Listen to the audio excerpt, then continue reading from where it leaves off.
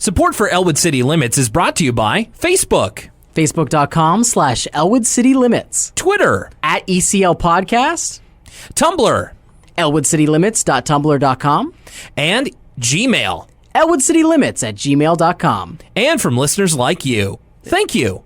And my free time. Got to get that in there.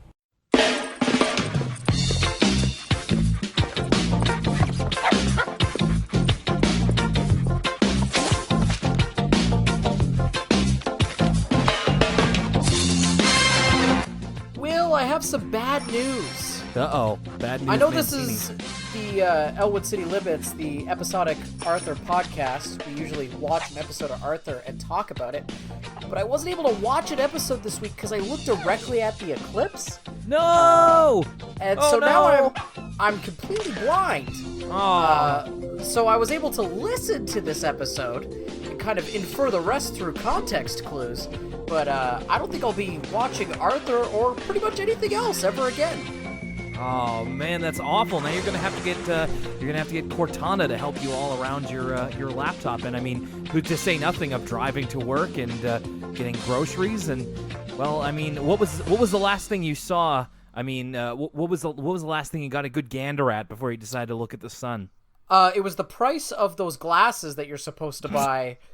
And I said, "Oh, I'm no sucker." I was like, "Oh, the eclipse is just like how Valentine's Day was invented by Hallmark to sell cards. The eclipse was just invented by optometrists to sell eclipse glasses. I don't need any eclipse glasses."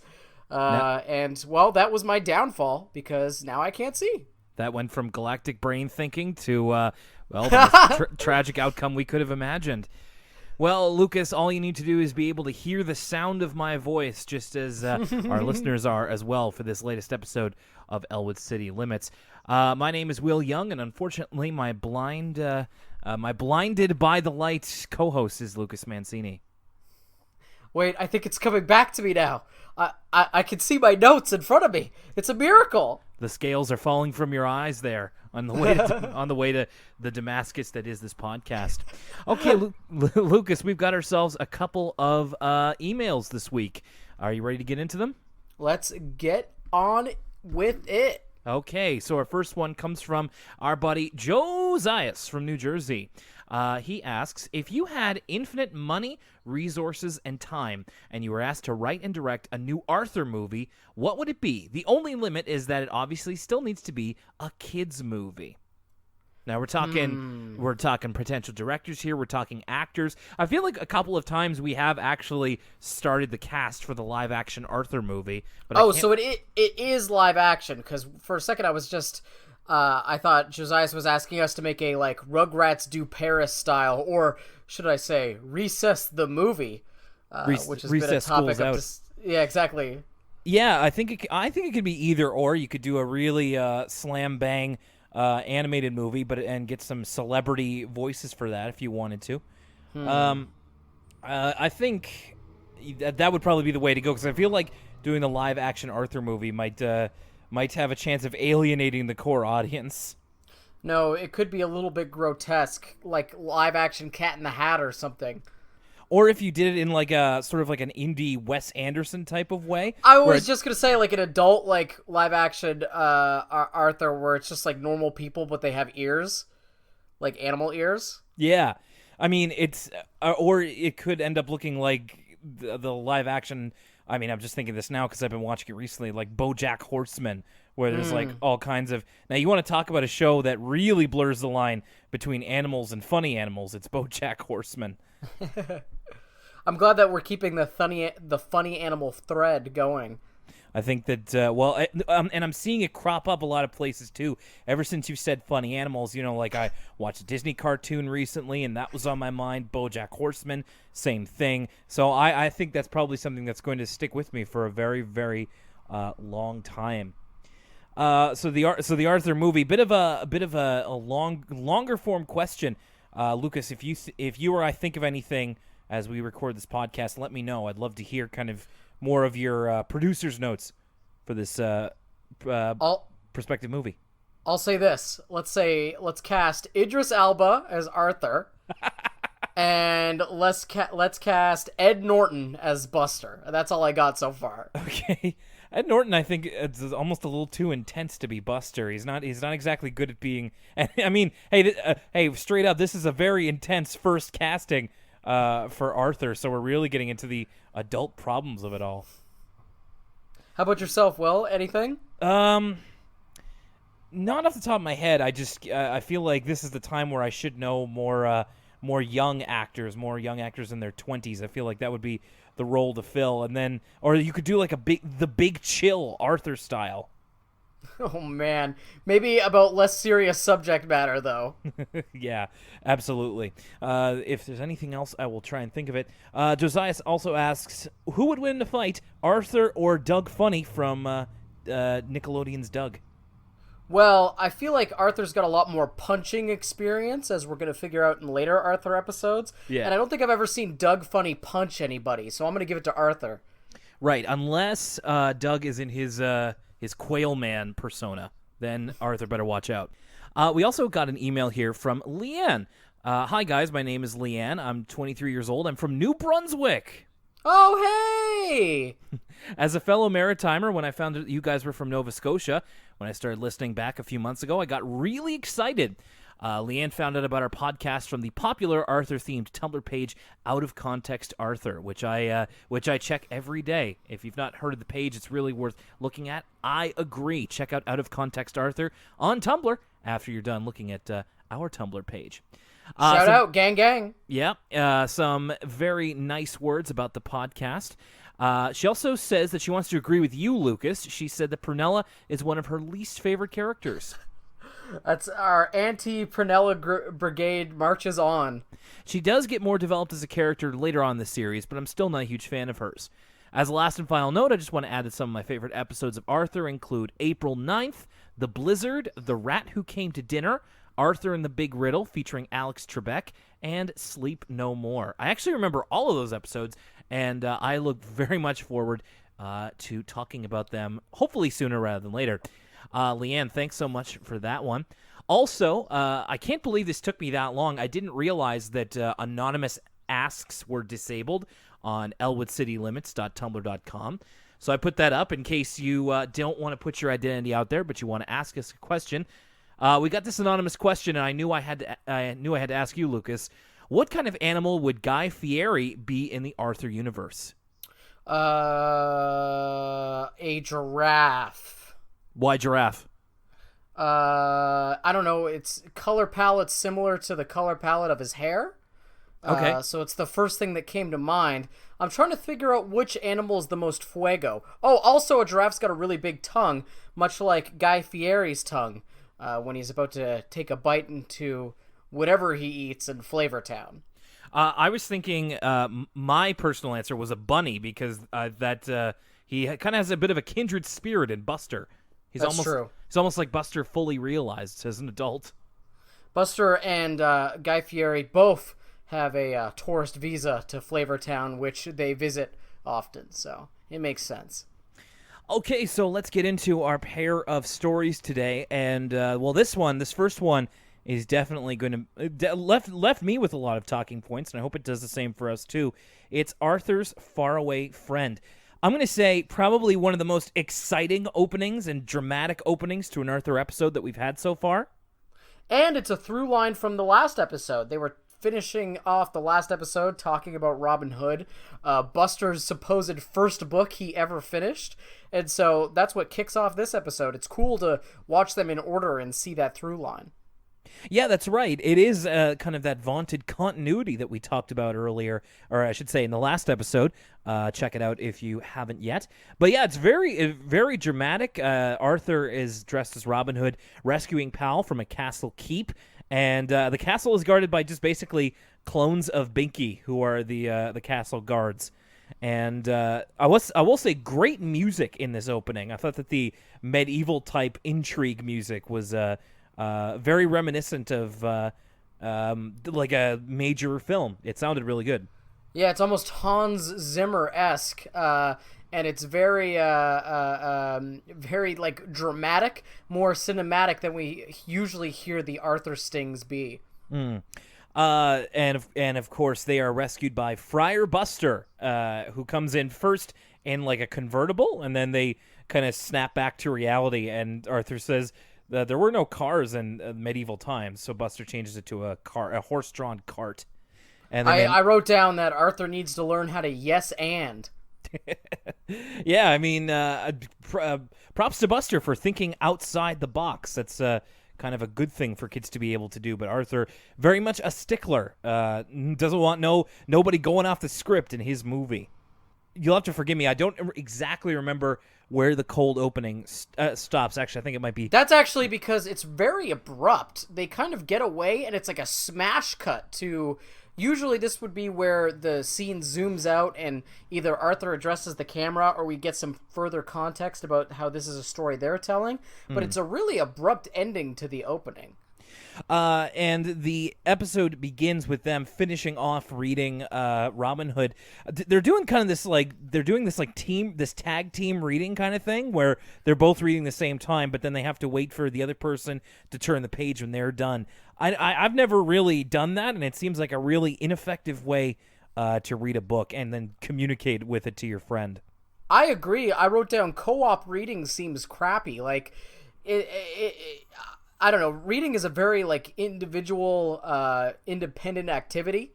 You're sort of the theater is your mind, right? So it's not something that it seems fun to do with someone else reading over your shoulder as well. And you're like racing, and you have to wait for the other person to finish the page. You hit the nail on the head when you said it was ineffective. It just seems like the kind of idea that younger kids would have, so go figure.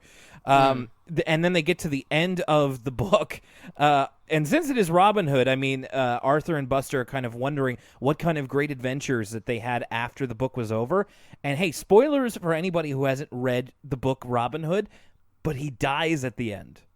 Oh, I didn't know that either.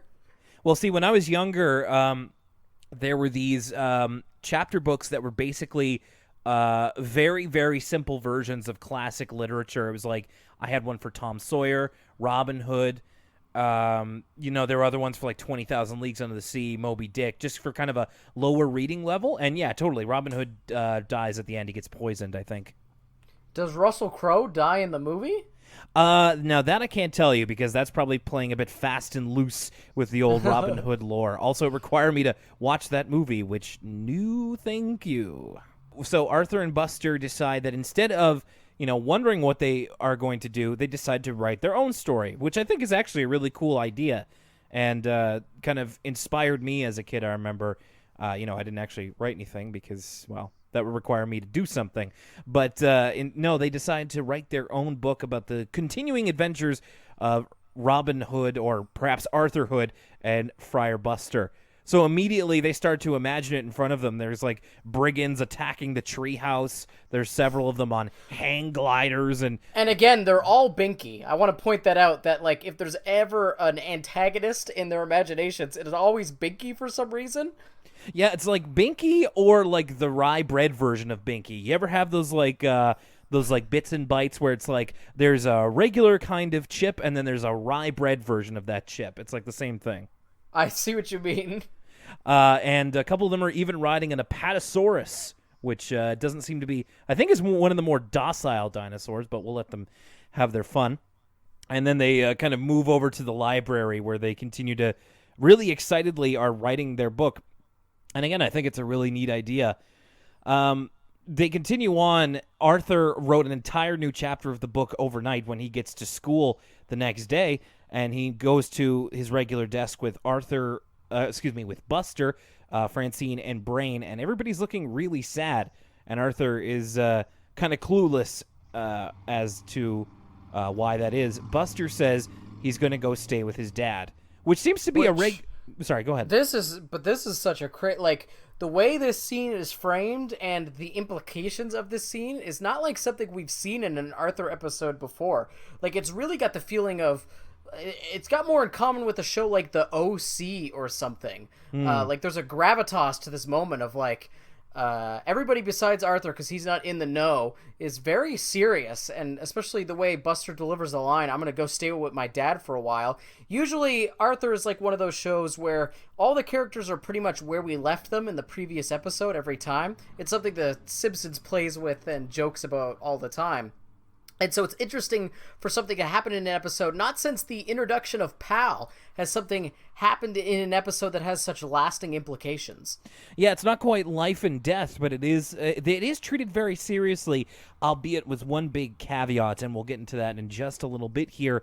But yeah, Arthur doesn't seem surprised by this. In fact, Buster seems to go spend weekends with his dad all the time, which was actually something I had a friend whose parents were divorced when I was younger, and that was kind of his deal over the weekends, was that he would go and spend Saturday and Sunday with his dad, so I could only hang out with him on the weekdays. But this time, Buster says that he says, this time I'm gonna stay, and that's a big thing to happen to Arthur. Lucas, you ever have a friend who moved away while you were in school?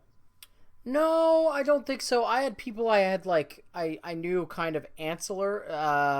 I knew kind of, I wasn't good friends with them, but they were just outside my friend group. So I had people I knew of that moved away, but never a close friend of mine. I had a couple friends who moved away when I was in elementary school, and that was pretty tough. And especially when you consider the fact that this is something that, it happens. It's a normal part of childhood. It's a good thing that we have kind of this Arthur having this experience for these kids who are going through it, because it can be tough sometimes. Okay, so I mentioned that they're playing this up very seriously. It's almost like it's, like a live action sitcom where it's like the actor's last episode and they're going to be going away forever. But there's one thing that actually kind of undermines it when Arthur and Buster are kind of talking about Buster going away. Arthur says something to the effect of, a couple of months is practically forever. And for some reason, I didn't remember that. And I remembered it being, indefinite when I watched this as a kid, of just, Buster's going away and never coming back, ? But no, it's literally just a couple of months. It seems almost for the summer. So a couple of months really isn't that long of a time, and it actually kind of colored the rest of the episode for me, of just dude, it's a couple of months. He'll be back soon. I know that it seems long for a kid, but really it's not as bad as it could be. But think about, it's your whole summer, right? So imagine if you had a summer where, I don't know about you, but personally, the times I spend the most time with my best friend would have been during the summertime, where we're hanging out almost every day, it seemed. So not being able to spend the summer with that person like you would normally be able to probably seems a lot more drastic, especially when you're Arthur or Buster's age. Yeah, I guess so. It's just a different way of looking at it now that I'm an adult. I've had friends move away who, I literally don't know the next time that I'll see them. It could be years from now. So it seems a little bit small potatoes, but I suppose it is just a bit of a different mindset. I like this here from Buster. It's kind of something that he comes back to a couple of times. He says, I don't want to go, but I kind of do. I appreciated the fact that, they didn't write Buster as just oh, I don't want to go with my dad. This is going to be awful. It's he is sad that he has to leave, but he also does want to go with his dad ultimately. It's also an interesting flip of the characters, because Buster actually kind of seems like he's accepted the situation, and Arthur is the one panicking, trying to come up with harebrained schemes to make him stay, which seems like almost a more Buster thing to do. I thought it was a cool thing to do with the characters. Yeah, me too. And speaking of harebrained schemes, it's in Arthur's backyard where he hatches the plan that they can dig Buster a pit and he can stay in Arthur's backyard for the next 2 months. I don't know, maybe they could hold a fighting tournament and Buster could be a pit fighter. or something, I don't know. He's going to have to find something to do, dug in the backyard, and Buster kind of goes along with it at first. And Arthur's I'll sneak you leftovers from the table. And Buster says, rightly so, staying with my dad is a lot more fun than living in a pit. But Arthur is desperately trying to hold on to him. And in fact, the kind of imagination that comes right after this, Arthur kind of sees Buster wanting to leave, or at least being okay with leaving, as almost like a life or death betrayal. It's another It's another Robin Hood scene where Arthur's like scaling a cliff and Buster's holding a rope, and then he just says, "Oh, I gotta go. See ya," and then just drops it, and Arthur presumably falls to his death in the water below. It's like he missed a QuickTime event in Uncharted. Yeah, really. And then just, oh God, Nate! Yeah, here, come over here. I'll give you a boost. Or whatever the death music. He's taking it very seriously.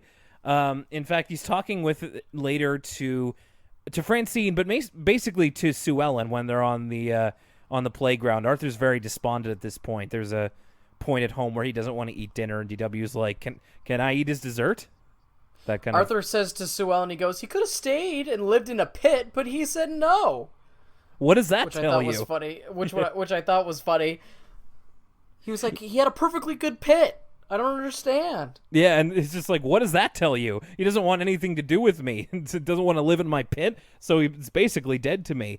But Sue Ellen, who is kind of a similar situation that we don't know too much about just yet, but she has been traveling all around the world and had to move several times. She's able to provide a bit more emotional understanding for Buster's position, and that he's probably feeling very lonely because he's losing all his friends instead of Arthur just losing one and everything else kind of staying the same. So Arthur says that Buster needs a friend now more than ever, and decides to accompany Buster on his farewell tour of Elwood City, which is basically him just going to all of the hits like the soccer field, the tree house, the sugar bowl, and waving goodbye to things that he's going to miss. I really like what you said about how this episode kind of feels like Buster is a character that's getting written out of a sitcom, because this was it had that same sort of melancholy that those episodes tend to have, where it's like, oh, let's watch this character we like say goodbye to all these people in this show. I don't know, it's like a very sweet moment, but it's also got some humor too, because he's waving goodbye to these inanimate objects. Yeah, like he waves goodbye to a milkshake before he eats it. You ever wave goodbye to food before you eat it? No, I don't. I can't say I have. I'm going to try that next time, see if it makes it taste better. And the final thing is he waves goodbye to Elwood City from the treehouse. And then we get into, the scene that I'm sure is very well remembered for a lot of kids who watched Arthur, because it doesn't have the same effect on me now, but I think I remember as a kid this was particularly heartbreaking. I would have been about 7 years old at the time, and really, even though Buster was gone for quote-unquote 2 months, whatever that would translate to in episode time, you didn't know when he was coming back. So it's the scene at his apartment, basically, where he's in the car with his mom and Arthur's saying goodbye, saying that Treehouse will still be there when he gets back. I won't even try to match the emotional tone of it all, but then starts to drive away. Arthur kind of runs after him for a little bit. It's really that French, like, girl on a train movie moment where it's like, au revoir, Buster! I'll never forget you, Finn. Or like Lisa and Mr. Bergstrom kind of running after the train. Exactly. And then Arthur just kind of quietly says, "Goodbye, Buster," and starts to kind of cry as he walks away. It's very sad, and I'm sure I would have been just as sad because it's really, even though that they've put the time limit on it, they're treating this very seriously. Arthur, bon voyage! There's this great shot after Buster leaves where it's sort of a shot that we don't see this show use very often, where it's like an overhead with Arthur walking down the cul-de-sac by himself, and he's like sort of downtrodden. I thought it was a really cool way to fade out the scene, though it is a little bit reminiscent of the extra of the old Hulk TV show that people make fun of all the time. Yeah, and the music itself is kind of like it feels like an extended version of their like normal sad piano music, and it feels very affecting. Like, it almost brings a tear to your eye if you were listening to it on its own. Back at home, it's kind of a cut to, I think it's like the next morning or something. Mom and Dad are reading newspapers in the living room. Did you notice that Mom's newspaper said stock market crashes? No, I did not notice this. The stock market crash of 1998. People are selling their shares and trying to get rid of everything. Man, I don't remember that crash happening. Oh, there was some sort of I see. I've just been watching the '90s on CNN, like I was saying, and there was some sort of tumultuous times. I think there was a recession in the Bush senior years that Bill Clinton took credit for getting America out of, but I do not remember the exact date. So this actually could have lined up with something in the '90s. I feel like '98's way too late, though. Yeah, I will note that I did previously say for season 2 that it takes place in '97.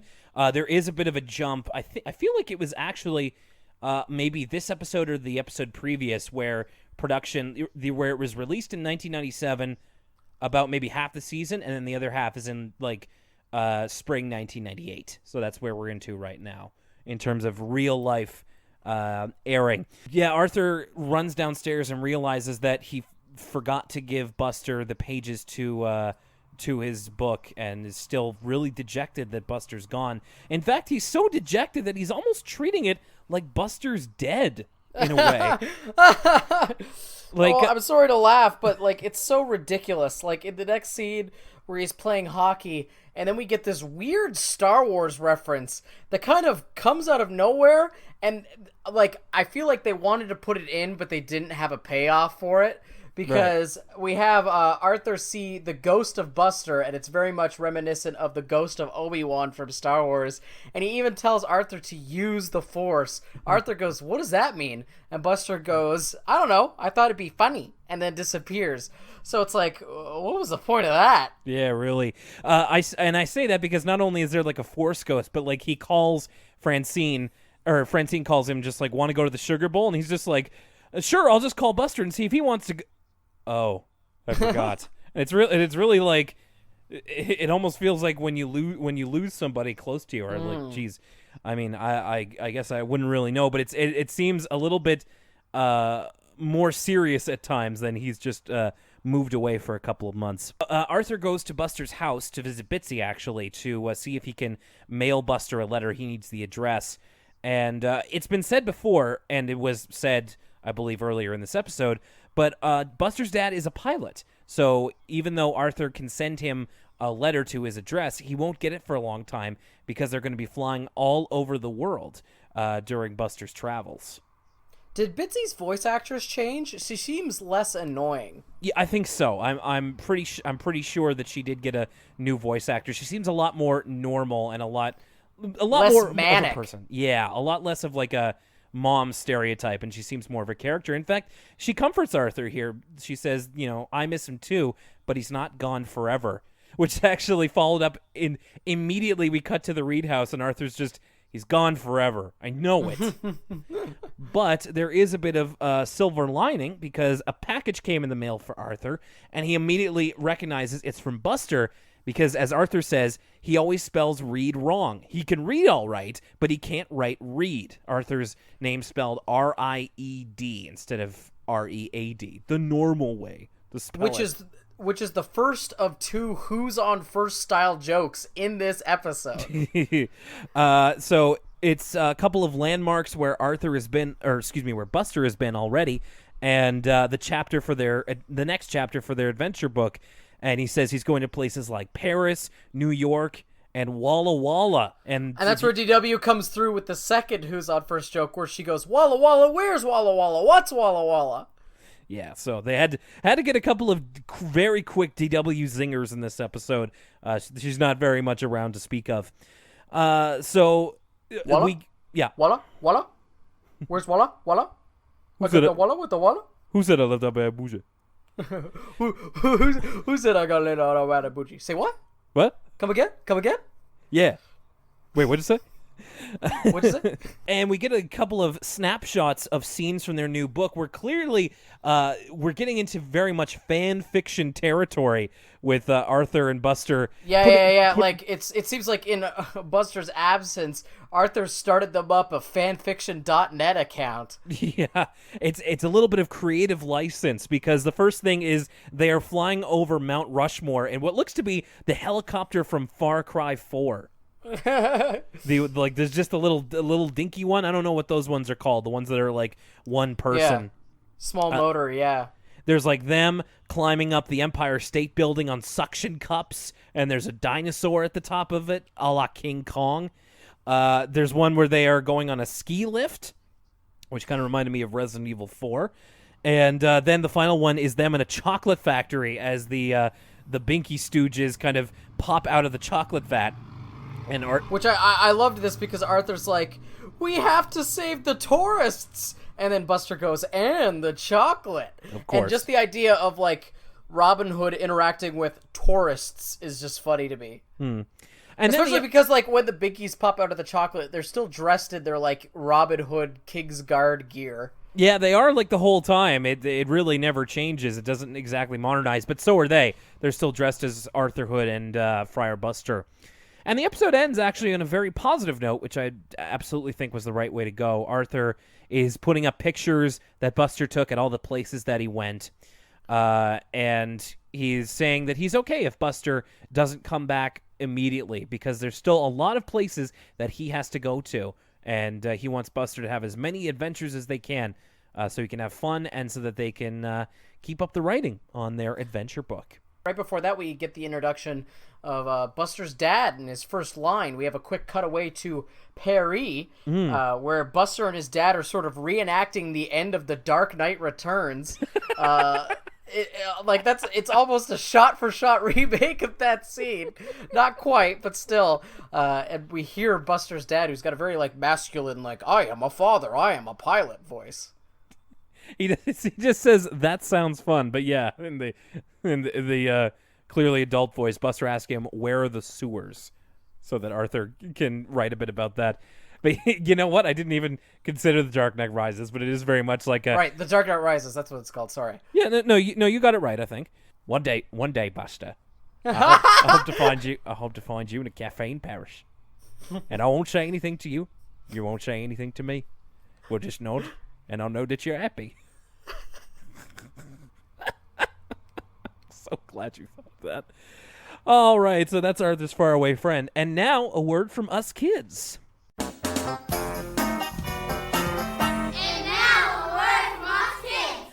Feels like it's been a while since we've done one of these, and this one didn't was... disappoint. Yeah, really.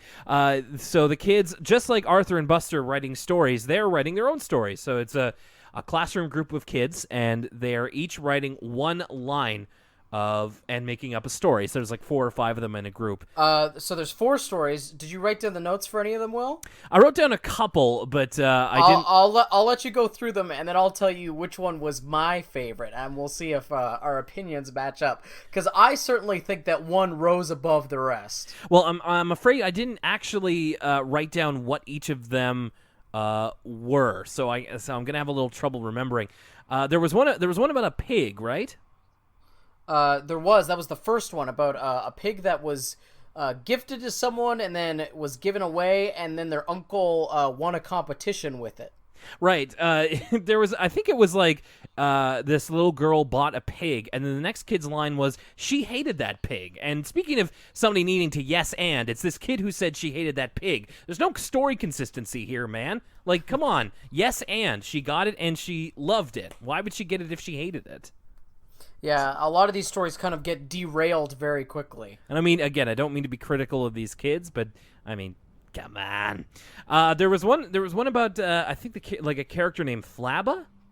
Yes, that's right, Flabba, who was really funny, and then aliens invaded, I think, and Flabba defeated the aliens. I do not remember how. Right. These kids seemed really this was the one that seemed like a little bit of an inside joke. The kids seemed really excited to talk about Flabba. Yeah, that's true. There was one about a scorpion in a purple bathing suit. I remember that one. This one was by far the best of all of them because it was paced. It was so perfect how these kids worked together because it was okay, there's a scorpion in a purple bathing suit. This guy comes by and he starts laughing at the scorpion, and then everybody's laughing at the scorpion because it's hilarious. It's I think they specifically say they laughed at the scorpion because of what he's wearing, and then the scorpion laughs so hard that he faints. And then the scorpion wakes up and realized it was all a dream, M. Night Shyamalan style. There's the dramatic twist, and then there's yet another twist when he still has the bathing suit on. And then the scorpion was happy he was alive. That was my favorite part of it. Was the very last line of that story was he was happy to be alive. I mean, so say we all, kid. You know what? The way you described it right now, I would not be surprised if this was like all an elaborate street prank by Eric Andre or something. Oh my goodness, yeah. Where it's I love that third story because it's like when he's got the pants on still after the dream has ended. It's like, was it a dream at all? He still has those pants. Where do they come from? Right. I can just imagine Eric Andre in just a busy New York street just laughing at a scorpion with purple bathing suit on or something. It's pretty off the wall, but I mean pretty imaginative as well. That might be his new character, Flaba. Yeah, could be. And now, back to Arthur. All right, here's Arthur and the Square Dance, our second story. We got some good cold opens this week. With first Arthur's Faraway Friend with the Robin Hood. Now we're flashing forward into the future, and boy, oh boy, does this raise a lot of questions. Oh my goodness gracious. It's 18-year-old Arthur, who once again, his idea of a grown-up is somebody who dresses like Mr. Ratburn. Arthur, when he turns 18, all of a sudden turns into a Coen Brothers character.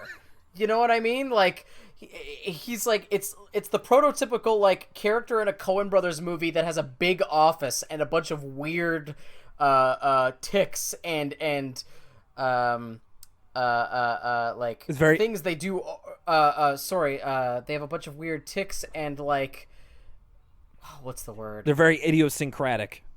Yes, exactly. Yeah, just strange human beings, and Arthur's no exception. So it's at 18 years old, he says, "I'm officially an adult," and he owns his own catering business, which it is this huge skyscraper in Elwood City with a flashing sign that says Arthur's Catering Business at the top of it. I mean, it was a lot to take in right away because, first of all, the notion of Arthur saying, it's like, I'm 18 years old, I am now an adult. And like when I was a kid, it absolutely seemed plausible. Now that I'm well past 18, I'm just like, I didn't feel like an adult when I was 18. Are you kidding me? Also, you're barely in post-secondary education. That's right. And somehow Arthur jumping the front of the line. I guess we're anticipating that in the next 10 years, Dave Reed gets like a huge subsidy from the government or something to beef up his catering business so that Arthur inherits the family fortune when he's 18 or something. You talked about how he's a little bit idiosyncratic. We get one of his many tics include he owns a limousine, but sometimes he likes to drive. And he also does all the shopping for dinner, which is a shopping cart piled high with like candy and chips and all this like it's a real kid's understanding of what an adult is.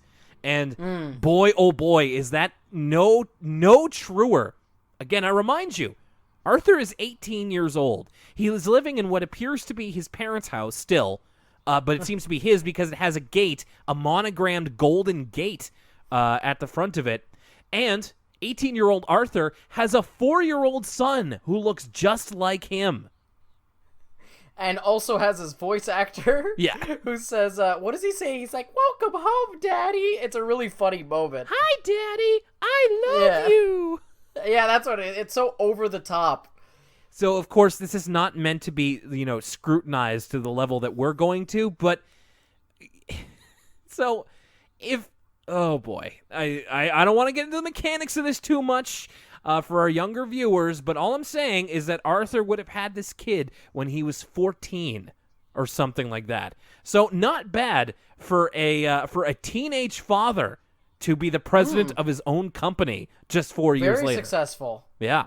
And like we said, the kid looks just like him down to the glasses.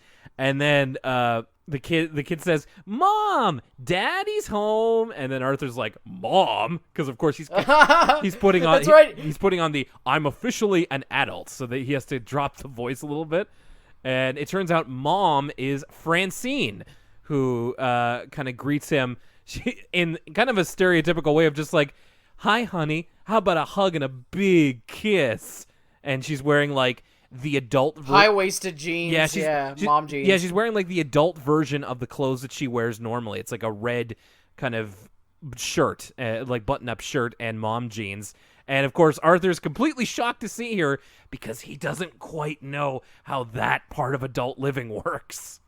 It's true. He thought he had a test tube baby like Kyle XY. Yeah, or like Katra from Gundam Wing. He thought he was like this perfect kid that he just grew in a lab.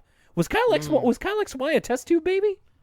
I literally know two things about Kyle XY. Okay. It's the fact that his name is Kyle XY and that he doesn't have a belly button. Yeah. And those are the two things I know about the short-lived television science fiction series Kyle XY. Yeah, that was another Lost also ran of just promoting the mystery rather than the story of it all. So yeah, Arthur wakes up screaming and then says, "It's nightmares like that make me never want to grow up." That's right. It's something that will make me laugh at any time in any piece of media is the person screaming lying in their bed jokes. It's why I was so into, I think, the Scorpion story so much, because I picture the Scorpion waking up and it was like, oh, it was all a dream. That's a joke that's always funny to me. It's kind of like the last episode. It's very interesting to look back on this one with adult eyes, as we'll get into, because this is the very, very childhood problems, which is fine. I mean, Arthur is a kid's show. It's just not it's something that you relate differently to when you're older. It's funny that you say that, because I was actually going to say the exact same thing. Like, any problems, and I don't want to get too far ahead of ourselves here, but any problems you may have had with the first episode in terms of sort of knowing the context better than Arthur did himself, about like, okay, this isn't that long to be waiting for your friend to come home. I had very similar feelings about the sort of the plot and the stakes of this episode. I think I know where you're going with that. Yeah, so the episode is called Arthur and the Square Dance because on rainy days, instead of going outside to play, Arthur's class does square dancing lessons with Mrs. McGrady in the school gym. Which I wonder if is a thing around all of America or if it's just a thing in a cartoon, because I know that I don't think this definitely happened where I went to school. Yeah, American listeners, is this something that you had to do? Or if you're even outside of America, did you have to square dance when there were rainy days? I'm sure this is based on some sort of fact, but it's definitely not what we had to do. I mean, we only did, outside gym days in like the summer, so that the whole rainy thing never came into it. Well, maybe it wasn't even gym. It was like instead of recess, they would have to spend it inside. Because I do remember that sometimes when it was raining very hard. Okay, could be. They're just kind of learning how to square dance. Muffy's having trouble with Binky because he's very clumsy and overpowering, and he's not a great dance partner. But Arthur and Francine seem to get the hang of it. Later on, Muffy asks Arthur if next time they can be partners, but Francine immediately very territorial over Arthur. She's just like, it's like, sorry, Muffy, but Arthur only dances with me, and then immediately says that she can give him a lift home. And then Muffy kind of says, you'd think that they were married or something. And then this is where the rumor starts of Muffy and Binky kind of starting the rumor that Francine and Arthur are in love. I do kind of like the pairing of Muffy and Binky. They're like, they come from very different sides of the tracks, but they both are Arthur characters that are sometimes used as antagonists, just because their personalities tend to lead that way. So I think they're a fun pair. Yeah, they're kind of, I'd say, probably the two most well, maybe not the two most, because Francine is up there too, but two of the more inflammatory of the Arthur gang. Like, they're often cast as the antagonist or the person who is in the wrong. So seeing them sort of work together, or at least be on the same page, is definitely an interesting dynamic. Like Binky here, when he says Arthur and Francine are in love, I think I'm gonna be sick. So very much that attitude towards it. The next day, Binky is such an MVP in this episode. Like, there's so many good Binky moments. There really like, are. I was shocked by how good his how good his antagonizing gets. Like, it starts off like innocuous enough, but like he does some top tier trolling in this episode. Check out our social this week for some great Binky screen caps. I got quite a few, and I've got some good ones coming. Yeah. So the next and the best thing is that like Binky lords over this supposed information and like is milking it for all it's worth. So like the next day at school, he's like waiting for Arthur to pass by, and he's like just casually whistling and just like hey, Arthur, where's your girlfriend? And it kind of stops Arthur dead in his tracks. Yeah, Arthur goes, my what? Right. And my favorite thing is Binky's like, her middle name is Alice and she's a girl. Like, the only way he could have said that to make Arthur confused, because, as established in the first season, Francine and Muffy both have the middle name Alice. And Arthur immediately goes, you mean Muffy? And he's just like, no, doofus, Francine. And also some more great comedy from Binky. He tries to do the Kissing rhyme, but he gets to Kisni. Wait a minute. KISF. Oh, well, you know what I mean. It's great stuff. It's all in the delivery for Binky. Yeah, no, it's funny. Once again, I remind you, Binky's voice actor the same as Dad Reed. So both very good roles, or both very well voiced roles, I find. Arthur is laughing about this as he goes into school. He goes to tell Francine, and she gives him a cowboy hat. She found a pair of cowboy hats in her basement the night before, and so they kind of get their like couples cowboy hats. And then Arthur suddenly becomes very self-conscious about it because everybody's kind of looking at them as the rumor begins to spread, and then Arthur kind of runs away nervously, which, by the way, we're going to get some great nervous Arthur acting later. Right before that, we have this bizarre moment where they both do their Old West accents. And Arthur, listen, I don't want to be too critical of Arthur's voice actor, because he actually does have, or he or she has a lot of range.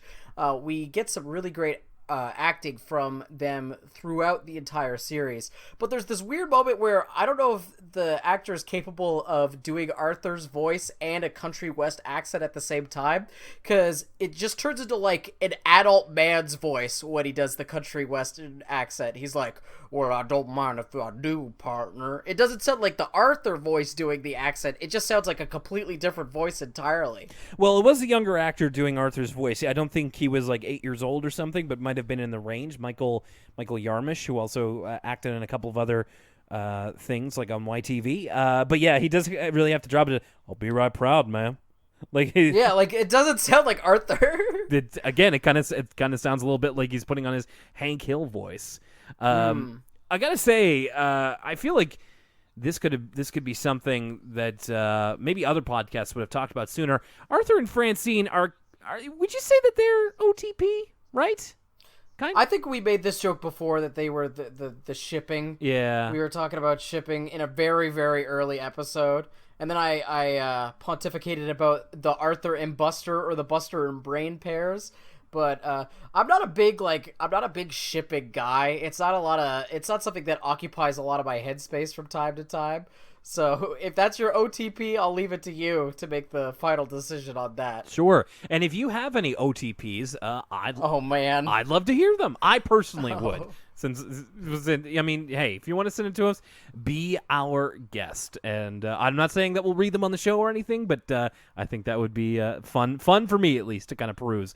Hey, yep. I'm not trying to yuck anybody's yum. It's just not my cup of tea. Sure. We get kind of more Binky heckling. This is probably my favorite moment of either of these episodes. So this, what we're talking about right now is that they're about to go do a baseball game, and Francine decides to give Arthur her glove because she's trying to break in a new one. There's no real ulterior motive behind this one. There's no ulterior motive here, but other than her trying to break in the new glove, but everybody kind of takes it as significant because the glove that she gives Arthur is the glove that won last year's championship, as everybody says. And as Arthur is out on the field and everybody sees this, Binky is just like looking over at him and just like puckering his lips and just making mwah, mwah. Like he just keeps doing that. But he, like, keeps changing, like, the speed of which when the kisses come. Like, it's just so strange. Like, he should be focusing on this athletic competition. Him and Arthur are on the same team, but he can't pass up the chance to, like, embarrass Arthur. So he's looking directly at him going, mwah, mwah, mwah, mwah, mwah, mwah. It's just so ridiculous. And I really appreciate, like, Binky's commitment to the bit. I mean, even later on when Arthur tries to sit Francine down at the sugar bowl to kind of talk to her about this, Oh, that shot's hilarious too. Like, we see Binky creeping in the window. He's trying to get around to it, and of course it's Arthur. He can't help but act awkward in the face of this in front of Francine. And Francine starting more and more to get suspicious, and especially because Arthur's kind of facing the window, and out the window he sees Binky and Brain, and Binky's like pressing his face up to the glass and making the kissy faces. Binky not so worried about germs when comedy's at stake. Certainly not, and for that, I appreciate it. We actually... not even a full episode after he leaves, we get an appearance from Buster as Arthur kind of puts in a phone call to him to discuss this whole thing. And, of course, Buster with all the sage wisdom of an 8-year-old boy of just like, all I got to say is you got to nip this one in the bud real quick, because what if she tries to kiss you? Because that's what girls do with boys they like, right? And this spirals Arthur into what I thought was a really funny imagination scene with him in a doctor's office. And again, it's incredibly serious. It's almost as serious as the tone of the last story here. And it's like an ER joke or something. Like the music they choose and the way it's like cut together, it's got the gravity of an ER opening. It's so dire because he's just like, Mr. and Mrs. Reed, I'm afraid I have bad news. Your son has cooties. And hey, great read here by Arthur's mom's actor. She's just like, oh, my baby. It's great. And then she was like 2 beats away from being like, my firstborn child. No. Right. And in fact, the standard accepted image for cooties is Arthur covered with like lipstick kisses all over his body. And of course, I hadn't heard the word cooties, and I can't tell you how many years, Lucas. I can't. Didn't we hear it with the cootie catcher? Okay, well that's true, but like in the wild, let's say, haven't heard that since I was Arthur's age, probably even younger, maybe. Like I said, at this point, Arthur getting very nervous around Francine, and I think I'm trying to remember what episode it was, but there have been a couple of episodes where Arthur's had to like try and act natural, and it's the best. He's so bad at that. It's the best. It's really funny. Like Francine surprises him at a locker, and like he literally turns around and screams when he sees her, and it's just like, "Are you okay? Fine, great, super." Like, I kind of wish that they carried over his like 1 episode gimmick of playing with his glasses when he's lying, because it really does fit with these moments. Like, it's great for that character. There's a funny thing where like it, just like Arthur's like, why wouldn't I be acting normal? And Francine says, well, for one thing, you're about to enter the girls' bathroom. And then Arthur's like, just kidding. It's just a joke. Oh, yeah, you're right. Like, the delivery Arthur has for like, oh, I'm just normal Arthur, nothing weird going on here, is so spot on. In fact, he's so desperate to not be seen with Francine that at lunch the next day, he sits with the tough customers instead of his normal place with Francine and the rest of his friends. And it's like Rattles, the girl tough customer, we never really got a name, and the dog. I wish I knew their names, but this is all. A little bit of retconning here, because Arthur acts as if he has not met the tough customers before. That's right, and they are very surly towards him. Not really. And again, he's when Francine kind of comes over, asks him why he isn't sitting with her. He's just like, she's a friend, not my girlfriend or anything. She's just a friend who is also a girl. Like he's really got a bit of a motor mouth when he's nervous. In fact, the next scene where Francine goes to talk to Prunella, it starts out great because Francine comes out of school, Arthur's sitting on the steps, and she says, Arthur, I want to talk to you. And he uses one of the best evasion tactics for not talking to someone. He just goes like, tag, you're it, and runs away. I have to keep this one in my back pocket if I'm ever like served a subpoena or something. I wish I would have used it when I was a kid. That's a perfect way of getting out of a conversation you don't want to have. Like I said, Francine kind of talks to Prunella, and Prunella kind of acting in the same role that Buster was, kind of giving her advice. determining that because Arthur is so nervous around her, it must be because he's in love with her, which Francine thinks is laughable. But Prunella says all the signs are there and that Francine has to let him down gently or she could break his heart. I thought this Prunella cameo was totally inoffensive. It's true, it was totally inoffensive, and this has nothing to do with Prunella, but this is the moment where I started to kind of check out on this episode. In that my notes kind of get a little bit sparse around here, just because this is kind of a trope we've seen before so many times, and like it's so obvious where this all is going that I got a little bored with the goings on, just because it's like, okay, I could see the end of this episode a mile away. Right. I liked that Prunella said that Arthur has major love disease. I don't know what's funnier, that or the fatal case of cooties. Yeah.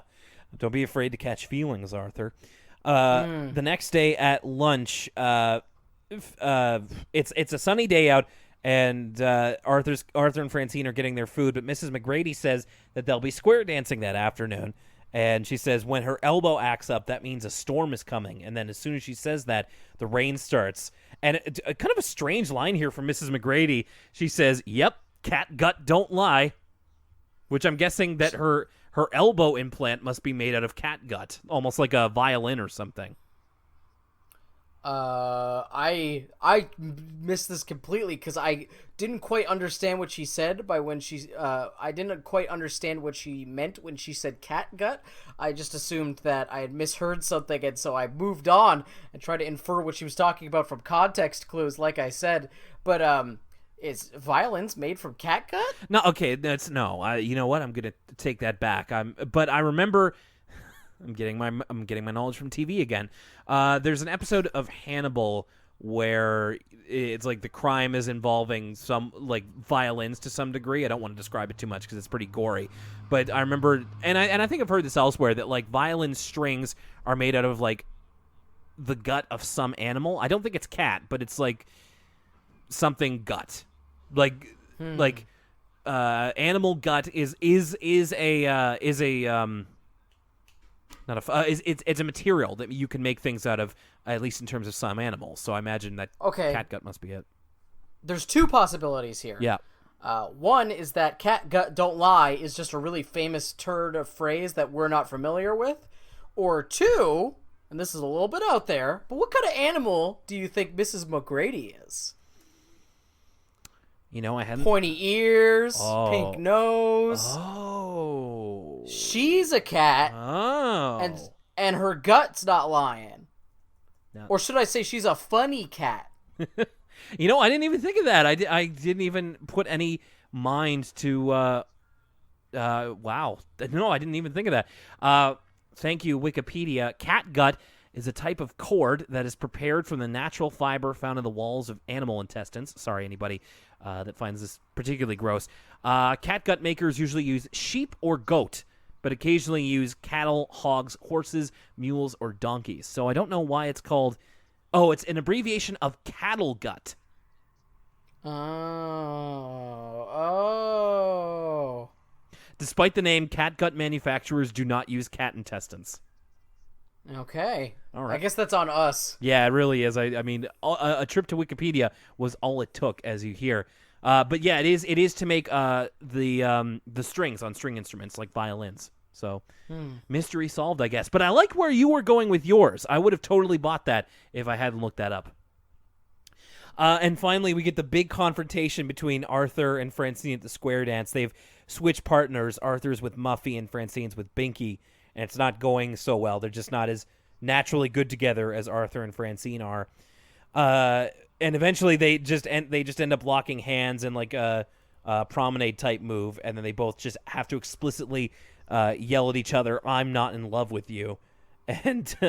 I like Francine's line here of Arthur saying, "You're not trying to kiss me," and Francine says, "Are you kidding? I'd rather have head lice," which is a good line. And then everybody kind of giggles at them, and they, but then they just kind of make up, and in fact, the episode ends pretty much right here with them going back into the promenade motion, And Arthur says, Francine, let's never let a silly thing like love come between us again. And that's the... Which is usually a line used for episodes where people are, like, fighting over someone or something. Yeah. It's kind of weird in this context. Yeah, it's not exactly the way that you're used to seeing it. All right, so let's dial it back here. Arthur's faraway friend. Lucas, what'd you think of this? Well, I actually didn't understand that this episode was about Buster leaving. When I first read Arthur's faraway friend, I didn't remember that it was this episode. So I was kind of as shocked as Arthur when he comes in the room and and Buster's like, "Hey, I'm going to be going away for a while." And so that moment actually did have the intended amount of gravity for me. So I actually really enjoyed this episode. It balances well some humorous moments. For instance, Arthur offering to dig a pit for Buster to live in, with some like somber moments of Buster saying goodbye to everything and Arthur sort of wrestling with the reality that his friend's going to be gone, albeit for only a few months. And I did like the conclusion of Arthur sort of seeing the positive side of Buster going to all these places and still being able to communicate with him. It also was an episode that moved. I was never bored during it. It had a great pace to it. There was a lot of interesting sights. Loved the cutaways to their fan fiction of Robin Hood. I really enjoyed it overall.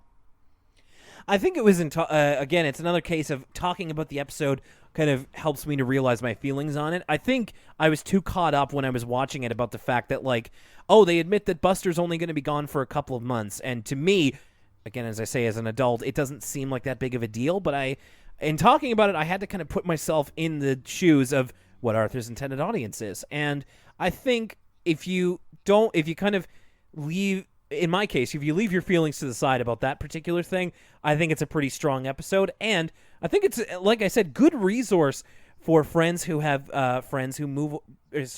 kids who have friends that move away.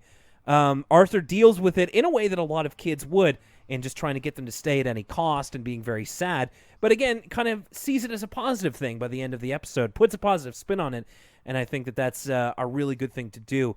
Although we know that the effects of this episode won't exactly be far-reaching, it was kind of interesting to see Arthur treat a subject with the gravity here that it does. We're not exactly used to that yet. A lot of the episodes are pretty lighthearted, but it gets pretty sad there at the end of the middle part where Buster does indeed move away.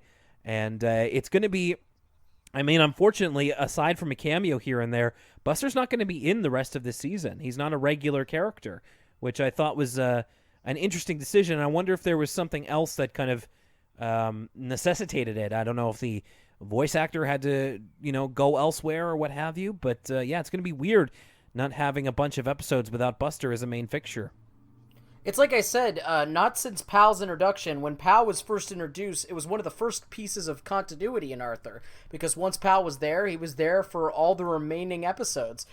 This is similar in that instead of a character being added to the cast, it's a character kind of being removed. So it's interesting, and the more continuity this show has, the more I enjoy it, because it makes all the characters feel that much more real and makes the world breathe a little bit more. So I think it's an interesting decision, even though Buster's one of my favorites. Yeah. And so I'll miss him just as much as Arthur. Yeah, he will be missed around these parts. Arthur and the Square Dance, man, I don't know. It's another thing where clearly this is meant for a younger audience in mind, and I can try and put myself in the shoes of, 7-year-old Will watching this, but even then I'm not sure if it really meant all that much to me. The whole conflict of like, oh, people think that Arthur and Francine are in love, and this whole kind of thing, it really did not do very much for me at all. You said that you were getting bored through this episode, and right around the same time that you mentioned that you were kind of checking out, I think I was too. Like I didn't have a lot of time for this. It just wasn't all of that interesting. And it felt, especially because it seems like the Buster episode probably should have been the second one in this pairing, because after the Buster episode, it felt like this was like so low stakes that it almost seemed like, why are we even telling the story kind of thing. Yeah, I agree. This is probably one of my least favorite episodes of the season thus far. I just found it kind of boring. And because the stakes are so low, and I know we're not the intended audience for this, so this episode might be, we might be extra sensitive to not liking this episode just because it's so not meant for us. But still, like, it doesn't move very well. I will say the positive elements, I love the crazy opening where Arthur's like this 18-year-old CEO of his catering business. Yeah. Who drives his own limo. That part's out of left field and awesome. I also say that Binky really shines through in this episode in his constant antagonizing of Arthur, especially when he's making those kissing noises on the baseball field. That cracked me up. But besides that, I really, really just didn't enjoy this episode. Yeah. It did have its funny parts, which I think is worth noting, but there have been better Arthur episodes that have been just as funny as this one. All right, so there you go. It's Arthur's faraway friend, Arthur in the Square Dance, and now we enter into the Busterless part of Season 2, or at least the Buster Light episode. So we'll have to see. And I'll tell you what, Buster's exit totally delivered, and has me all that more excited for the inevitable introduction of Buster. Especially, which... yeah. If my memory serves me correct, might be one of the greatest episodes of all time. I can't wait for that either. That's going to be a lot of fun. Oh, man. I feel like we'll need a whole episode just for that one story. Yeah, you might be right. All right, well, there you go. That's our ECL episode for today. Real quick, here's the ways that you can interact with us online. Facebook.com/Elwood City Limits. Thank you to Michael Danny DeCoste for your 5-star review of our podcast. If you want to do that on Facebook, you sure can. At ECL Podcast, I'm happy to report we have over 100 followers. Ooh. Yeah. Congrats to us. Pat on the back. Big time. And want to thank the promotion of at Messi_Jordan, YouTuber who has his own couple of Arthur videos. One of them I'm going to be putting up this week on our social. Very cool guy. And thank you for getting the word out there about us. Over 100 followers, and you could be our next at ECL Podcast. Tumblr, ElwoodCityLimits.tumblr.com. Anonymous asks are open. Be my guest. Keep it clean. We've got our email address where you can send us email just like our lovely listeners did today, ElwoodCityLimits@gmail.com. Finally, the ways you can listen to us. We are on the web, ElwoodCityLimits.libsyn.com. That's LIBSYN. That's where you can find all of the episodes. You can also find us on Apple Music. Head on over there in the podcast section and give us a rating and review if you please. And on the Google Play Store, that's where we are too. So 3 ways that you can listen to us. We don't have our SoundCloud anymore. Little bit of, I won't say jumping the gun, but once there was kind of that news about SoundCloud maybe going under, I decided to switch us to a different provider. So unfortunately, our SoundCloud is still there, but it won't have all of the episodes. So it's better you go through Libsyn, Apple Music, or Google Play. And if there's any other services that you'd like to hear Elwood City Limits on, please let us know by getting in touch with us. And one more note about our social media. This week, we got a couple of very good suggestions about potential guests for the show. We are lining some people up for the next couple of months. And if you would like to... If you know somebody who loves Arthur as much, if not more than we do, and who would be great on the show, let us know through social media or through email. We've got a couple of good guests coming our way, Lucas. Oh, I think we have a few lined up in the back end, and I'm excited for those episodes as well. Hopefully they get a good episode to pair with them. Could you imagine if we had a guest for that faithful Buster return? Man, that would be quite the get. We'll just have to see how the schedule pans out, and our guests will just have to cross their fingers and hope for the best. And next week, we've got us a new pair of stories coming up, and this, again, is our first one where Buster is not going to be part of the main gang, so we have to start focusing on some different people. We've got Water and the Brain, followed by Arthur the Unfunny. I don't know what either of those are, so exciting stuff. I remember both of these pretty well, so I'll be interested to see how they hit, especially a brain-centric episode. This might be one of the first. All right, so for Elwood City Limits, thanks again for joining us. Thank you for all your feedback and for supporting us. My name is Will Young and Lucas Mancini. Walla Walla, where's Walla Walla? What's Walla Walla? Thanks a lot, and we'll see you next time. Have a great week.